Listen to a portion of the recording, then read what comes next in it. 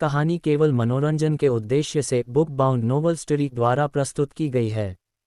इसमें वर्णित सभी पात्र, स्थान, घटनाएं और परिस्थितियां पूरी तरह से लेखक की कल्पना पर आधारित हैं।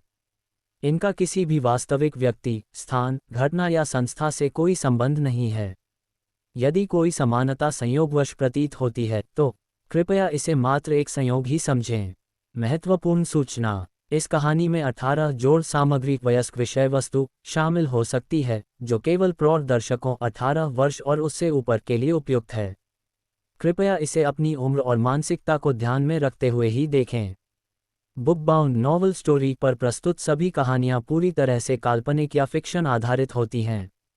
कृपया इन्हें केवल एक मनोरंजन सामग्री के रूप में लें और वास्तविकता से जोड़ने का प्रयास न करें। धन्यवाद। 56 सीसीटीवी सबूत। स्वादिष्ट खाना खाते हुए सूर्यास्त देखना उस पल ऋषभ को बहुत आरामदेह महसूस करा रहा था। आसमान नारंगी रंगों से भरा था, ये बहुत सुंदर था। जब दृश्य पूरा हो गया तो ऋषभ दूसरों की ओर मुड़ा। वे भी शाम का आनंद लेते हुए खाना खा रहे थे, तेज रोशनी वाले लैंपों के साथ। माहौल बहुत शांत था, समुद्र तट पर लहरों के टकराने की आवाज के साथ।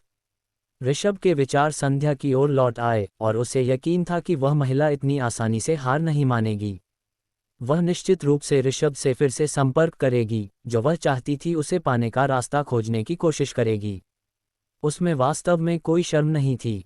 हालांकि ऋषभ उन्हें जाने नहीं देगा, वह ये सुनिश्चित करेगा कि उन्होंने उसी तरह दुख झेला जैसे उसके परिवार ने किया था।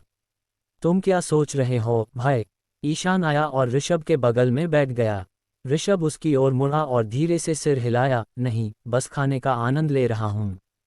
ईशान ने ऋषभ के जवाब पर हंस दिया। ओह खुदा, तुम्हें क्या लगता है कि मैं यह नहीं देख सकता कि तुम स्पष्ट रूप से कुछ सोच रहे हो? क्या तुम फिर से अपने परिवार के बारे में सोच रहे हो? ऋषभ नाराज हुआ। तुम सही हो, बेशक मैं अभी भी उनके बारे में सोच रहा हूँ, क्योंकि यह मेरे लिए अन्यायपूर्ण है। जब मैं छोटा था, मैंने हमेशा लोगों को कहते सुना था कि अच्छा हमेशा बुराई पर विजय प्राप्त करेगा। लेकिन मेरे परिवार को देखो, हमारे साथ गलत हुआ, और जिन लोगों ने हमारे साथ गलत किया, वे बहुत सारे पैसे के साथ आराम से रह रहे हैं। ईशान ने सिर हिलाया। वह समझ सकता था कि ऋषभ कैसा महसूस कर रहा था। अगर ईशान ऋषभ होता तो वह कभी कुछ नहीं भूलता। वह हमेशा याद रखता, चाहे इसमें कितना भी समय लगे। तो तुम क्या करने जा रहे हो, दोस्त? ईशान ने पूछा। ऋषभ रहस्यमय तरीके से मुस्कुराया। बस इंतजार करो और देखो। एक बात निश्चित है, मैं उन्हें आराम से रहने नहीं दूंगा। मैं जल्द ही एक अच्छी योजना के साथ आऊंगा। ओह, क्या मैं तुम्हारी मदद कर सकता हूँ? ऋषभ ने सिर हिलाया। हाँ, बेशक। ऋषभ एक ऐसा दोस्त पाकर खुश था जैसे ईशान, जो हमेशा उसके लिए था, जो शुरू से ही एक ईमानदार दोस्त रहा था। ईशान की एकमात्र कमी थी, वह थोड़ा डरपोक था, लेकिन ऋषभ भी डरपोक था, इसलिए वह इसे समझ सकता था। कुछ घंटों बाद हवेली बहुत शांत हो गई। ऋषभ अभी भी वहां था क्योंकि वह ऐशो आराम का भी आनंद लेना चाहता था। हवेली में लगभग 3 नौकर थे जो घर की देखभाल करते थे। हालांकि वे इस समय आराम कर रहे थे। उस रात सिर्फ ऋषभ ही जाग रहा था। आधी रात हो चुकी थी और ऋषभ अभी भी अपने स्मार्टफोन के साथ खेल रहा था। वह उस प्रचार विज्ञापन को देख रहा था जिसे एक ने बनाया था। विज्ञापन हर जगह वितरित किया गया था, जिसके लिए एक बड़ी राशि की जरूरत थी। विज्ञापन को वितरित किए हुए लगभग 5 घंटे बीत चुके थे, जिसमें सिर्फ उत्पाद दिखाया गया था, लेकिन विभिन्न मार्केटप्लेस में बिक्री के आंकड़े नाटकीय रूप से बढ़ गए थे। ऋषभ ने ऑनलाइन बिक्री को खुद संभाला। उसने अपने सिस्टम द्वारा स्थापित एक डिलीवरी सेवा का उपयोग किया। एक बार जब प्रत्येक खरीदार पैसे स्थानांतरित कर देता था, तो सिस्टम स्वचालित रूप से माल भेज देता था। ऋषभ ने ऐसा न सिर्फ इसलिए किया क्योंकि यह बहुत व्यावहारिक था, बल्कि अपने कर्मचारियों पर बोझ कम करने के लिए भी किया। ऋषभ माल की डिलीवरी का प्रबंधन करने के लिए कई लोगों को किराए पर ले सकता था, लेकिन उसके लिए उसे बहुत सारी तैयारी की ज़रूरत होगी, जैसे माल को स्टोर करने के लिए एक गोदाम और इसी तरह। ऋषभ ऐसा कर सकता है अगर बिक्री के आंकड़े काफ़ी बढ़ जाते हैं और स्थिर हो जाते हैं। आखिरकार उसके लिए कई लोगों को किराए पर लेने से उसके देश में बेरोजगारी दर कम हो जाएगी। यह एक अच्छी बात होगी। एंजेलिन सौंदर्य उत्पादों को मॉडल करने के लिए सहमत हो गई, इस शर्त पर कि लिज भी ऐसा करेगी। ऋषभ सहमत हो गया, लेकिन लिज नहीं हुई। ऋषभ को समझ नहीं आया कि लिज इतनी असुरक्षित क्यों थी, भले ही वह बहुत सुंदर थी, इस बात की परवाह किए बिना कि वह पतली थी या मोटी। लेकिन अंत में लिज एंजेलिन के साथ ऐसा करने के लिए सहमत हो गई, सिर्फ इसलिए क्योंकि एंजेलिन जिद्दी थी और कहा कि अगर लिज नहीं चाहती है तो वह मना कर देगी। मुद्दा आखिरकार हल हो गया और एंजेलिन ने अपने व्यक्तिगत सोशल मीडिया अकाउंट पर उत्पादों का प्रचार भी किया। ऑनलाइन व्यवसाय की समस्या अब हल हो गई है। आगे ऋषभ चुप हो गया जब अचानक उसके पिता की मौत के बारे में सुराग वाले कई सोने के लिफाफे उसके सामने दिखाई दिए। बेशक ये सिस्टम था जो उन वस्तुओं को वहां लाया था। वे उस बिस्तर पर पड़े थे जहां ऋषभ आराम से बैठा था, नर्म तकियों पर झुका हुआ था। अनमने ढंग से ऋषभ ने लिफाफों को पकड़ा। उसने उनमें से एक को खोलने की हिम्मत जुटाई। पता चला कि लिफाफे में उसके पिता को दिल का दौरा कैसे पड़ा और वह अचानक मर गए, इसके बारे में सुराग थे। सुराग कागज के एक टुकड़े पर थे जिस पर एक लिंक और एक बारकोड लिखा हुआ था। ऋषभ ने बारकोड को स्कैन करने के बाद उसे एक वेबसाइट पर निर्देशित किया गया।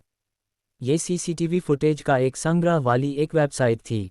ऋषभ ने पहला सीसीटीवी वीडियो खोला और चिंता से देखा। वीडियो में, जिसे एचडी में बदल दिया गया था, उसने अपनी मां को एक महिला द्वारा संपर्क किए जाते देखा। ऋषभ जानता था कि वह महिला संध्या थी, भले ही सिर्फ उसकी पीठ दिखाई दे रही थी। हालांकि वीडियो में आवाज़ काफ़ी कम थी, ऋषभ फिर भी उनकी बातचीत साफ सुन सकता था।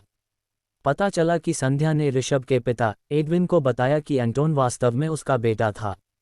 संध्या ने एडविन को धमकी दी कि वह सभी तथ्य एडविन की पत्नी ऋषभ की मां को बता देगी। उसके बाद संध्या चली गई। हालांकि एडविन, जो अभी भी अपने कार्यालय में थे, बहुत अजीब लग रहे थे। उन्हें सांस लेने में कठिनाई हो रही थी। ऋषभ वीडियो देखना जारी नहीं रख सका क्योंकि वह जानता था कि आगे क्या हुआ। उसके पिता की 1 घंटे बाद मौत हो गई। ऋषभ ने गहरी सांस लेकर और फिर धीरे धीरे सांस छोड़कर खुद को शांत करने की कोशिश की। भले ही वह शांत महसूस कर रहा था, उसका गुस्सा कम नहीं हुआ था। अपनी भावनाओं के चरम पर होने के कारण ऋषभ ने वीडियो की कॉपी बनाई और इसे किसी को भेज दिया। वह संध्या के पति थे, एक नए नंबर का उपयोग करके जिसे कोई भी पता नहीं लगा सकता था। कुछ ही देर बाद उसने संध्या को भी वीडियो भेजा, अपने खुद के नंबर का उपयोग करके। ऋषभ ने संध्या को एक संदेश भी भेजा, चाची, क्या यह आप हैं? किसी ने मुझे यह वीडियो भेजा है। ऋषभ ने अपना निचला होंठ काटा, उस पल घबराया हुआ महसूस कर रहा था। लेकिन वह बेहतर महसूस कर रहा था और उसे बहुत राहत भी महसूस हुई। उसने उस परिवार को नष्ट कर दिया होगा, लेकिन उसे बिल्कुल परवाह नहीं थी। कुछ ही देर बाद संध्या ने ऋषभ को जवाब दिया, तुम्हें वह वीडियो कहाँ से मिला? और ऋषभ ने बस संदेश छोड़ दिया, बिल्कुल भी जवाब नहीं दिया। संध्या को घर पर असुविधाजनक महसूस करने दो। तुम अभी तक सोए नहीं हो, ऋषभ। उद्धरण चिन्ह। ऋषभ उछल पड़ा। वह तुरंत अपने बेडरूम के दरवाजे की ओर मुड़ा। उसने दरवाज़ा खुलने की आवाज़ भी नहीं सुनी। अचानक जीनो वहां था। दरअसल सिर्फ जीनो ही अभी भी हवेली में रुका हुआ था। इस बीच ईशान, कैवान, लिज और एंजेलिन उस रात 9 बजे के आसपास घर चले गए थे। ऋषभ ने सहज रूप से अपना स्मार्टफोन दूर हटा लिया। क्या गलत है? तुम घबरा क्यों रहे हो? तुम अपने स्मार्टफोन पर क्या देख रहे हो? जीनो ने पूछा। उसने ऋषभ के पास आने से पहले संक्षेप में जम्हाई ली। तुमने मुझे चौंका दिया, जीनो। ... मैंने सोचा कि तुम कोई और हो। जीनो हंसा, फिर ऋषभ के बगल में बैठ गया। मैं तुम्हें ये बताने आया था कि मेरी माँ ऑस्ट्रेलिया से आ गई हैं। तुमने कहा था कि तुम उनसे मिलना चाहते हो और अपने पिता के अतीत के बारे में पूछना चाहते हो, है ना? मेरी माँ भी वास्तव में तुमसे मिलना चाहती हैं, ऋषभ, जीनो ने कहा। ये सुनकर ऋषभ उत्साहित हो गया। ओह, सच में? तो कल सुबह मेरी माँ यहाँ होंगी, मेरे जुड़वां भाई असलन के साथ। जीनो ने ऋषभ को रोका, उतना ही उत्साहित। ऋषभ की भौहें आश्चर्य से सिकुड़ गईं। तुम्हारे पास जुड़वां भाई कब से है? जीनो हंसा, हाँ, वह इस देश में शायद ही कभी रहता है और वह हमेशा कक्षाएं छोड़ता रहा है। इसलिए जब मैं सिर्फ जूनियर हाई स्कूल के दूसरे वर्ष में था, तब उसने हाई स्कूल से स्नातक की उपाधि प्राप्त की। उसके बाद वह ऑस्ट्रेलिया में कॉलेज गया और हमारी दादी के साथ वहीं रहा। मेरा परिवार भी अक्सर स्कूल की छुट्टियों के दौरान उससे मिलने जाता था। और अब असलन ने ऑस्ट्रेलिया में अपना खुद का व्यवसाय शुरू कर दिया है। चूंकि व्यवसाय अब स्थिर है, वह मेरी मां के साथ इस देश में वापस आ गया है। असलन ने अभी मुझे फ़ोन किया और कहा कि यह बेहतर होगा अगर वह और मेरी मां सुबह यहाँ आ जाएं। ऋषभ ने सिर हिलाया, लेकिन फिर उसने माथा सिकोड़ लिया जब उसने अंतिम वाक्य सुना। वह और तुम्हारी मां यहाँ क्यों आ रहे हैं? क्या यह असुविधाजनक नहीं होगा? ये बेहतर होगा अगर हम इसके बजाय वहाँ जाएं। जीनो फिर से हंसा, फिर जवाब दिया, दरअसल वह बहुत परेशान है कि तुमने ये हवेली खरीद ली। असलन वास्तव में ये हवेली चाहता था, इसलिए वह तुरंत यहाँ आना चाहता था। इसके अलावा यह कोई परेशानी नहीं है, क्योंकि मेरी माँ और असलन तुम्हारा खाना चखना चाहते हैं। ऋषभ ने अपने माथे पर हाथ मारा। हे भगवान, तुमने उन्हें मेरे बारे में क्या बताया?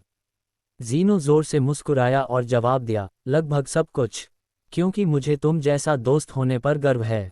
उसने गर्व भरी मुस्कान के साथ कहा, तुम बहुत अद्वितीय हो, जीनो। सच में? हाँ, तुम मेरे लिए तुम पर गुस्सा होना असंभव बनाते हो। अरे, ये सिर्फ तुम हो जो गुस्सा नहीं कर सकते। मैं तुम्हें बहुत अच्छा इंसान मानता हूँ। कभी कभी लोगों के साथ बुरा होना, खासकर उन लोगों के साथ जो तुम्हारे साथ बुरे रहे हैं, ठीक और सामान्य है। ऋषभ, तुम्हारा क्या मतलब है? जीनो मुस्कुराया, फिर ऋषभ के कंधे पर थपथपाया और कहा, तुम उन लोगों के प्रति पर्याप्त कठोर नहीं हो जिन्होंने तुम्हारे परिवार को नुकसान पहुंचाया है। क्या तुम्हारे अंदर अभी भी डर है? उन्हें एक उपयुक्त जवाब दो, यदि संभव हो तो उन्होंने जो किया उससे भी अधिक। जीनो के शब्द सुनकर ऋषभ को एहसास हुआ। ऋषभ उनके प्रति बहुत नर्म था। मुझे लगता है कि तुम सही हो। तो क्या तुम मेरी मदद कर सकते हो? मुझे कुछ सलाह दो, मुझे अब क्या करना चाहिए? ऋषभ ने पूछा। जीनो मुस्कुराया, मैं क्रूर चीज़ों का सुझाव दे सकता हूँ। बहुत क्रूर मत होना। जीनो ने ऋषभ के सिर पर चुटकी मारी, तुम मूर्ख। हमें बुरे लोगों के प्रति क्रूर होना होगा। उफ, तुम मुझे परेशान कर रहे हो, ऋषभ। अब मेरी बात सुनो। ऋषभ और जीनो की क्रूर योजना क्या होगी? और जीनो की माँ और जुड़वां भाई से मिलने पर ऋषभ को क्या पता चलेगा? 57। अतीत। जीनो ने कभी किसी ऐसे व्यक्ति की इतनी परवाह नहीं की थी जो सिर्फ एक दोस्त था, या इतना हताश महसूस नहीं किया था। खुद को पहले रखना और अपना फ़ायदा ढूंढना कुछ ऐसा था जो जीनो हर समय करता था। हालांकि जब उसने ऋषभ को देखा तो किसी कारण से वह बहुत चिंतित हो गया, और उसकी चिंताएं कल रात की उनकी बहस के कारण उचित थीं। शायद इसलिए कि ऋषभ अपने जीवन में कई समस्याओं के साथ बड़ा हुआ था, वह मानसिक रूप से कमज़ोर हो गया था।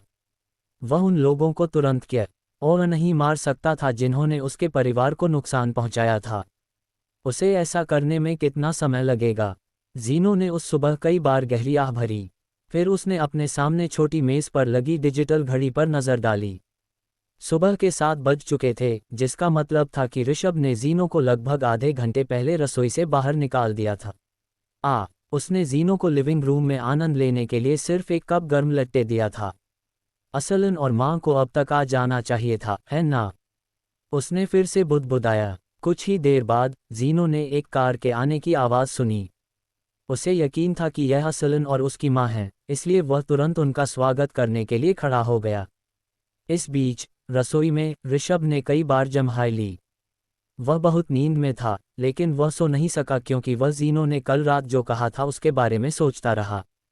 क्या वह वास्तव में इतने समय से उन बुरे लोगों के प्रति बहुत दयालु रहा था? ऋषभ के अनुसार उसके धीरे जवाब देने का कारण ये था कि वह जल्दबाजी नहीं करना चाहता था। जल्दबाजी कभी कभी अच्छी नहीं होती थी, और यह उसकी सभी योजनाओं को गड़बड़ कर सकती थी।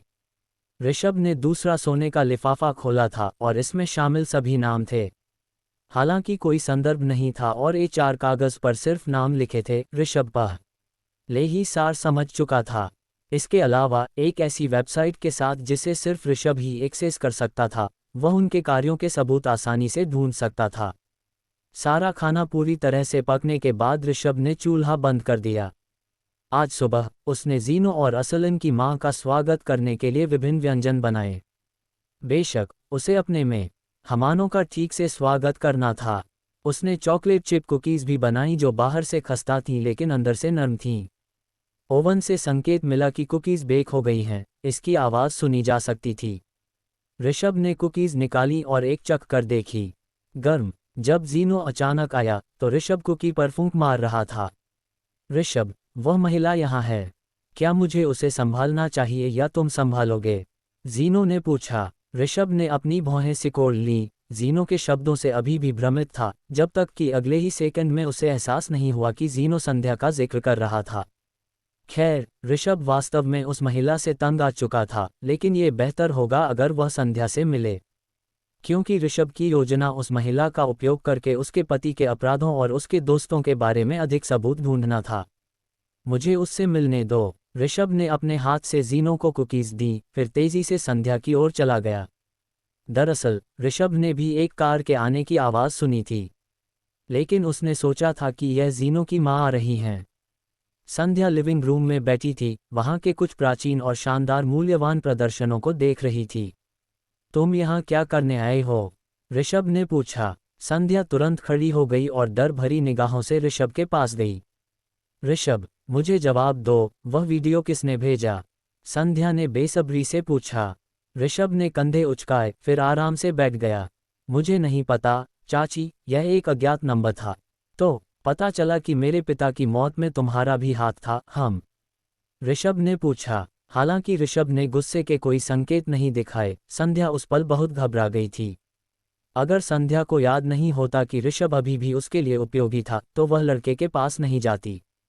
अगर वह कर सकती तो संध्या उसे भी मार देती, लेकिन ऋषभ की सभी संपत्तियां ऋषभ की मौत से पहले एंटोन के नाम पर स्थानांतरित होनी थीं। यही संध्या ने सोचा। संध्या ऋषभ के बगल में बैठ गई, उस पर मुस्कुराने की कोशिश कर रही थी। ऋषभ, तुम जानते हो, अगर मेरा पति मुझे कुछ करने के लिए कहता है। ऋषभ ने भौं उठाए। ओह हाँ, उसने तुम्हें ऐसा करने के लिए कैसे कहा? तो वह जानता है कि एंटोन मेरे पिता का बेटा है। ऋषभ ने पूछा। संध्या ने घबरा कर गटक लिया। वह उस पल बहुत घबरा गई थी, उसके हाथ भी इसी वजह से कांप रहे थे। हाँ, वह पहले से ही जानता है और वह उस पर दबाव डालने के लिए इसका उपयोग करना चाहता है। दरअसल मेरा पति और अन्य लोग। ऋषभ ने तुरंत संध्या को रोका। अन्य? संध्या ने एक पल के लिए अपनी आंखें बंद कर लीं, इसे कहने से डर रही थी, लेकिन ऋषभ का भरोसा जीतने के लिए उसे यह कहना पड़ा। कुछ लोग थे जो तुम्हारे पिता को गिराना चाहते थे। वे उस समय उनकी सफलता से ईर्ष्या करते थे। स्कूल में तुम्हारे पिता वास्तव में सबसे अच्छे थे।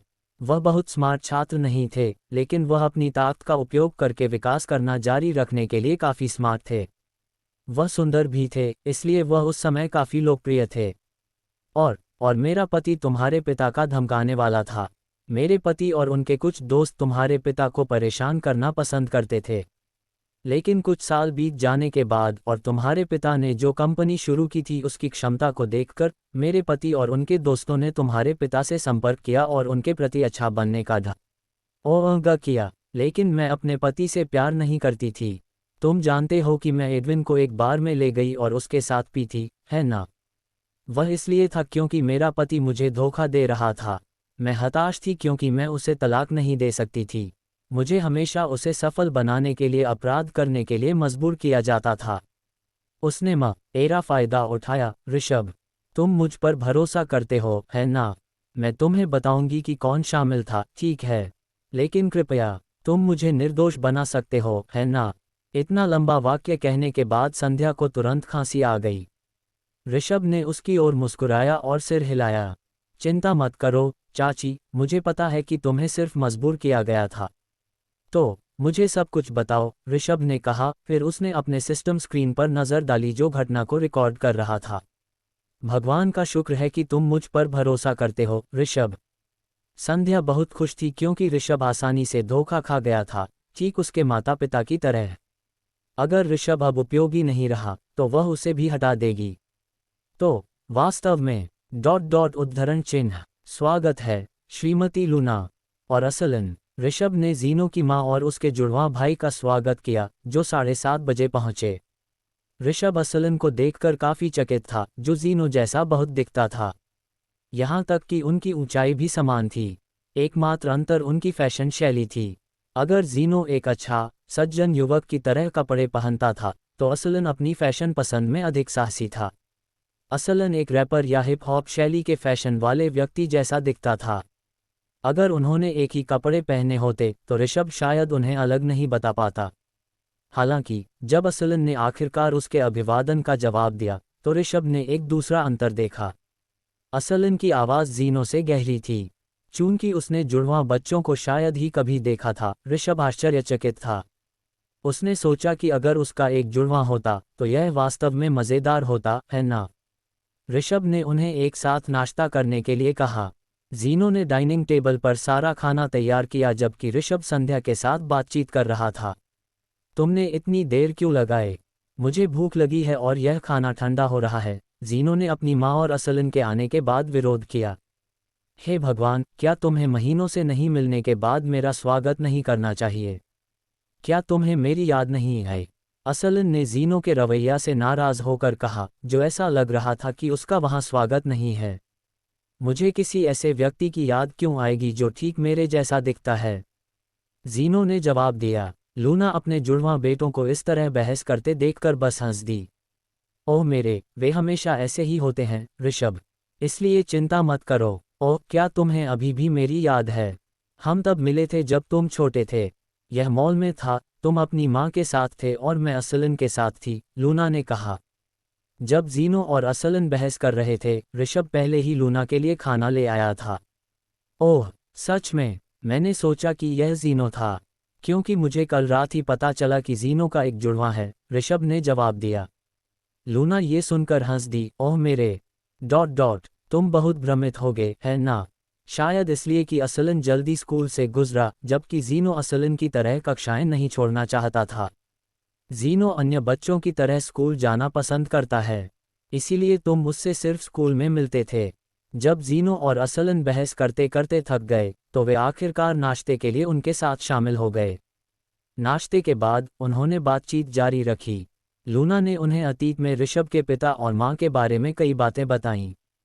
उसने ये भी कहा कि जब ऋषभ के माता पिता को समस्याएं थीं तब वह ऑस्ट्रेलिया में थी। इस वजह से उसे के बारे में बहुत देर से पता चला। फिर लूना वास्तव में ऋषभ को गोद लेना चाहती थी क्योंकि उसे उस पर दया आई थी। उस समय ऋषभ के माता पिता का देहांत हो चुका था और ऋषभ का बड़ा भाई उसकी देखभाल नहीं करना चाहता था। लूना ने सुना कि ऋषभ को अक्सर उसके भाई द्वारा पीटा जाता था, इसलिए उसे लगा कि उसे लड़के की रक्षा करनी होगी। हालांकि पता चला कि ऋषभ के चाचा सोफी के पिता ने लूना की इच्छाओं का विरोध किया। ऋषभ के चाचा ने कहा कि वह ऋषभ को खुद पालेंगे और वह ऐसा करने में बहुत सक्षम थे। ऋषभ के चाचा ने लूना के बारे में भी कई बातें कहीं, कहा कि वह शायद ऋषभ के माता पिता की विरासत लेना चाहती हो। लूना ये सुनकर दुखी हुई, इसलिए वह ऑस्ट्रेलिया वापस चली गई क्योंकि वह ऋषभ के चाचा के शब्दों से आहत हुई थी। उसके बाद लूना, जो अभी भी बहुत परेशान थी, जो कुछ भी हुआ उसके बारे में कुछ भी जानना नहीं चाहती थी। ऋषभ ने संध्या से जो सबूत हासिल किया है और लूना से उसे जो अतिरिक्त जानकारी मिली है, उसे देखते हुए क्या तुम सोचते हो कि ऋषभ की योजना अब तेज हो जाएगी? 58 कैंपर वैन। उस दोपहर ऋषभ अपने हवेली के बगल में मंडप में चुपचाप बैठा था। उसके सामने ईशान और कई मजदूर बगीचे पर काम करने में व्यस्त थे। ईशान ने कहा कि वह जल्द से जल्द बगीचे का काम पूरा करना चाहता है। जहां तक ऋषभ को याद था, ईशान टालमटोल करना पसंद नहीं करता था, खासकर जब वह जो काम कर रहा था उसका वास्तव में आनंद ले रहा था। ऋषभ ने हमेशा अनुमान लगाया था कि ईशान में खेती, बागवानी या कुछ इसी तरह की प्रतिभा है। और यह सच है। अपने पहचान कौशल का उपयोग करके ऋषभ ये भी बता सकता था कि ईशान में गायन की प्रतिभा थी। उसमें स्टार क्वालिटी भी थी। यह कोई आश्चर्य की बात नहीं थी, क्योंकि ईशान जूनियर हाई और हाई स्कूल में अपनी अच्छी शक्ल के लिए बहुत प्रसिद्ध था। ईशान हाई स्कूल में एक बैंड का गायक भी था। फिर भी ऋषभ जानता था कि ईशान बगीचे की देखभाल करते समय सबसे ज्यादा खुश रहता था। वह फूल उगाते समय और अपने पौधों को सुंदर दिखाने के लिए व्यवस्थित करते समय बहुत खुश होता था। ऋषभ, हम आज के लिए लगभग खत्म कर चुके हैं, लेकिन आज दोपहर मैं कुछ सामान ऑर्डर करने के लिए कारीगर के पास जा रहा हूँ। क्या तुम मेरे साथ आना चाहोगे, दोस्त? ईशान ने पूछा। ऋषभ ने धीरे से सिर हिलाया, फिर गहरी आह भरी। क्या हम छुट्टी नहीं ले सकते? तुमने अपने छुट्टी के दिन काम करना चुना। ये समझदारी नहीं है, ईशान, ऋषभ ने विरोध किया। ईशान ये सुनकर हंसा, फिर ऋषभ के कंधे पर थपथपाया। चलो भी ऋषभ, मैं इस तरह ठीक होता हूँ। एक बगीचा बनाकर ये सब करने से मेरा तनाव दूर होता है और इसके अलावा मजदूरों को पैसे की ज़रूरत है ऋषभ, ईशान ने जवाब दिया। तुम ये कल कर सकते हो ईशान, चलो भी, ऋषभ ने बुदबुदाया। फिर वे मजदूरों के अभिवादन का जवाब देने के लिए अपनी बातचीत रोकते हैं और वे सभी अलविदा कहते हैं और घर चले जाते हैं। ईशान और मजदूर 9 बजे पहुंचे। उन्हें बाद में किए जाने वाले कुछ चीज़ों को ही व्यवस्थित करना था, इसलिए सुबह लगभग 10 बजे तक वे पूरा कर चुके थे। क्या तुम लोग पूरा कर चुके हो? चलो कहीं खेलने चलते हैं, असलन अचानक आया, अपने हाथों को अपनी कमर पर रखे हुए। लड़का कई घंटों तक एक ही जगह पर रहने से बहुत ऊब गया था। असलन और जीनो अभी भी वहां थे क्योंकि छुट्टी थी, इसलिए उनके पास करने के लिए कुछ और नहीं था।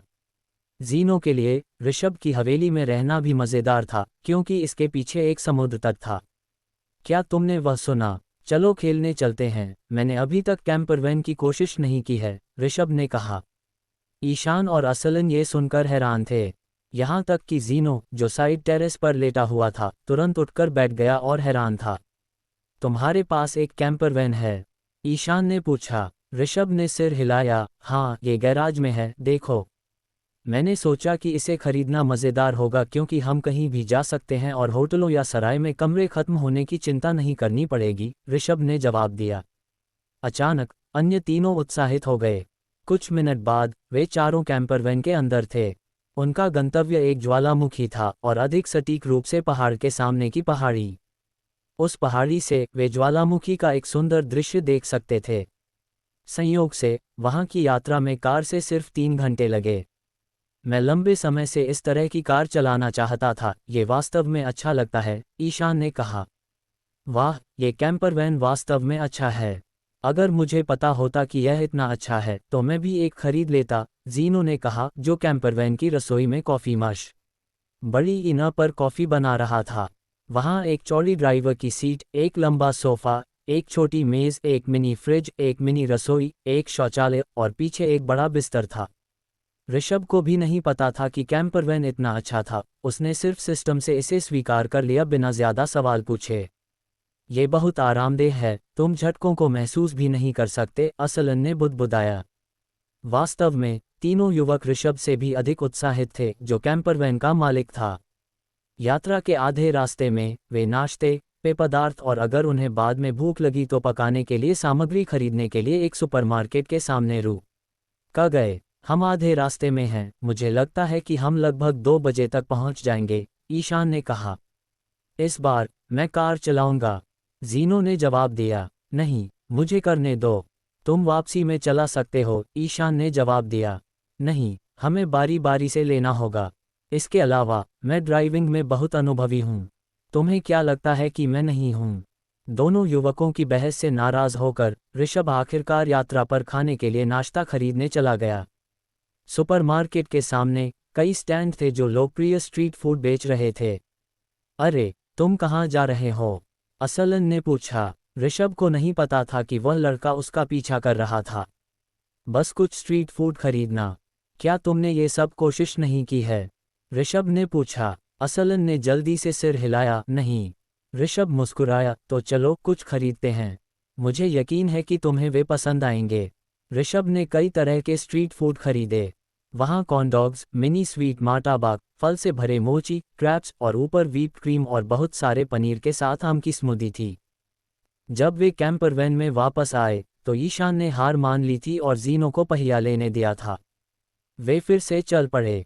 ऋषभ जीनो के बगल में बैठा अपना नाश्ता खा रहा था, कभी कभी जीनो को खिलाता था, जो उन्हें भी कोशिश करना चाहता था।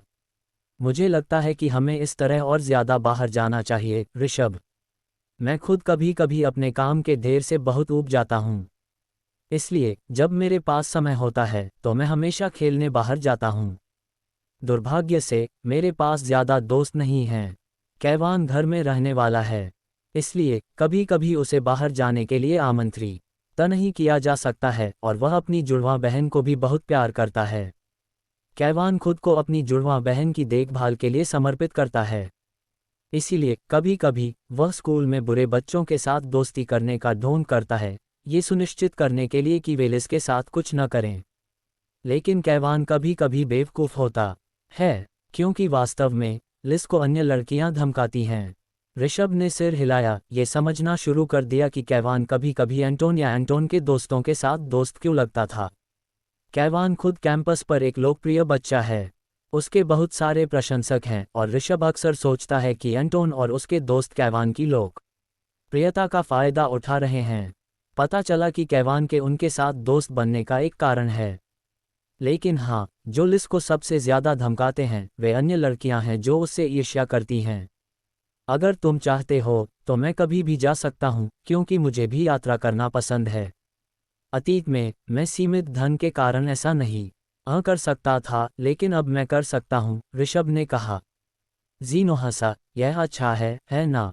तुम्हें सही समय पर पैसे मिले। अगर तुम्हें ये जल्दी मिला होता तो कल्पना करो कि तुम्हारे चाचा का परिवार कितना लालची होता।